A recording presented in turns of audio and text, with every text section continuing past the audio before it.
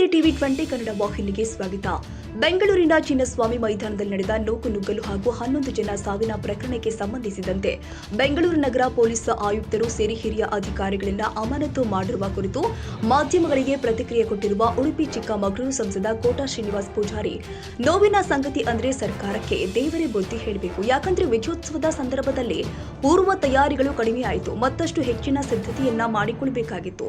ನೋವಿನ ಸಂದರ್ಭದಲ್ಲಿ ಒಬ್ಬರ ಮೇಲೆ ಒಬ್ಬರು ಆರೋಪ ಮಾಡುವುದರಲ್ಲಿ ಅರ್ಥವಿಲ್ಲ. ದಿಢೀರ್ ಕಾರ್ಯಕ್ರಮ ಆಯೋಜನೆ ಮಾಡುವುದರಿಂದ ಸಮಸ್ಯೆ ಆಗುತ್ತೆ ಅಂತ ಪೊಲೀಸರು ಮಾಹಿತಿ ಕೊಟ್ಟಿದ್ರು ಎಂಬ ಸುದ್ದಿಗಳಿದೆ.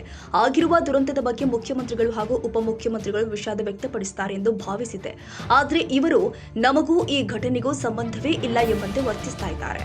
ಸಂಬಂಧಪಟ್ಟ ಸಂಸ್ಥೆಯವರು ನಮಗೂ ಸಂಬಂಧವಿಲ್ಲ ಎನ್ನುತ್ತಿದ್ದಾರೆ. ಇದೀಗ ಸರ್ಕಾರ ಪೊಲೀಸ್ ಅಧಿಕಾರಿಗಳನ್ನ ಅಮಾನತು ಮಾಡಿದ್ದಾರೆ. ಇದರಲ್ಲಿ ಅರ್ಥವಿಲ್ಲ.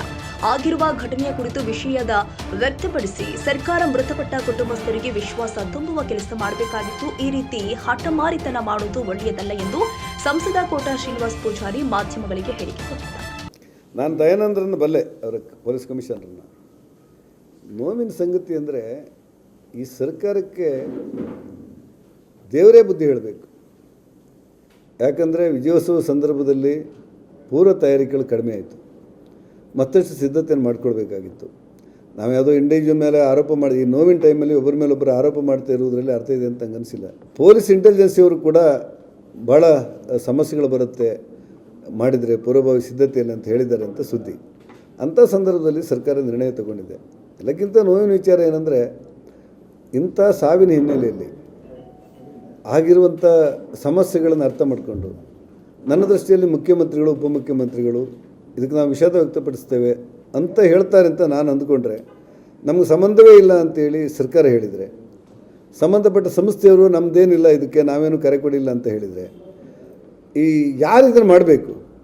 ಕೊನೆಗೂ ಕೂಡ ಸರ್ಕಾರ ಹೋಗಿ 4-5 ಜನ ಪೊಲೀಸ್ ಅಧಿಕಾರಿಗಳನ್ನು ಅಮಾನತು ಮಾಡಿ ತಪ್ಪು ನಾವು ಮಾಡಿದ್ದಲ್ಲ ಅವರು ಮಾಡಿದ್ದು ಅಂತ ಹೇಳಿದರೆ ಇದಕ್ಕೆಲ್ಲ ಅರ್ಥ ಇದೆ ಅಂತ ಅನಿಸೋದಿಲ್ಲ. ಹಾಗಾಗಿ ನಾನು ಸಿದ್ದರಾಮಯ್ಯನವರಿಗೆ ಮತ್ತು ಉಪಮುಖ್ಯಮಂತ್ರಿಗಳಿಗೆ ಆಗ್ರಹಪಡಿಸೋದೇನೆಂದರೆ, ನಡೆದ ವಾಸ್ತವಿಕತೆಯನ್ನು ಅರ್ಥ ಮಾಡಿಕೊಂಡು ಇನ್ನು ಮುಂದೆಂದೂ ಕೂಡ ಹೀಗೆ ಆಗದೇ ಇರುವಂತೆ ನಡೆದದಕ್ಕೆ ಕನಿಷ್ಠ ಆದರೂ ವಿಷಾದ ಸೂಚನೆ ಮಾಡಿ ಆ ನೊಂದವರಿಗೆ ಒಂದು ವಿಶ್ವಾಸ ತುಂಬುವಂಥ ಕೆಲಸಗಳನ್ನು ನೀವು ಮಾಡಬೇಕಾಗಿತ್ತು ಅಂತ ನನಗನ್ಸುತ್ತೆ. ಆದರೆ ಸರ್ಕಾರ ಹಠಮಾರಿತನ ಮಾಡೋದು ಒಳ್ಳೆಯದಲ್ಲ. ಇದಕ್ಕೆ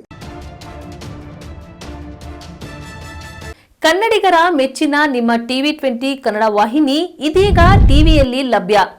ಕರ್ನಾಟಕ ಮತ್ತು ದೇಶ ವಿದೇಶದ 360 ಡಿಗ್ರಿ ಸುದ್ದಿ ವಿವರವನ್ನ ಪಡೆಯುವುದಕ್ಕೆ ಟಿವಿ 20 ವಾಹಿನಿಯನ್ನು ಲೈಕ್ ಮಾಡಿ, ವಿಡಿಯೋಗಳನ್ನು ಶೇರ್ ಮಾಡಿ, ಕಮೆಂಟ್ ಮಾಡಿ, ಸಬ್ಸ್ಕ್ರೈಬ್ ಮಾಡಿ. HCN ಕೇಬಲ್ 842 ನಂಬರ್ನಲ್ಲಿ ಹುಕ್ಕೇರಿ ತಾಲೂಕು ಹಾಗೂ ಸಂಕೇಶ್ವರದ ಸುತ್ತಮುತ್ತಲಿನ ಹಳ್ಳಿಗಳಲ್ಲಿ ಲಭ್ಯ. PCN ಕೇಬಲ್ 129 ನಂಬರ್ನಲ್ಲಿ ಹಾರುಗೆರೆ ಸುತ್ತಮುತ್ತಲಿನ ಹಳ್ಳಿಗಳಲ್ಲಿ ಲಭ್ಯ. ರಾಯಬಾಗ್ ಡಿಜಿಟಲ್ ಚಾನೆಲ್ ಕೇಬಲ್ 80ನೇ ನಂಬರ್ನಲ್ಲಿ ರಾಯಬಾಗ ತಾಲೂಕಿನ ಸುತ್ತಮುತ್ತಲಿನ ಹಳ್ಳಿಗಳಲ್ಲಿ ಲಭ್ಯ. UDCN ಕೇಬಲ್ ನೆಟ್ವರ್ಕ್ ಉಗಾರ ಸುತ್ತಮುತ್ತಲಿನ ಹಳ್ಳಿಗಳಲ್ಲಿ ನಿಮ್ಮ ಟಿವಿ 20 ಕನ್ನಡ ವಾಹಿನಿಯೂ ಲಭ್ಯ.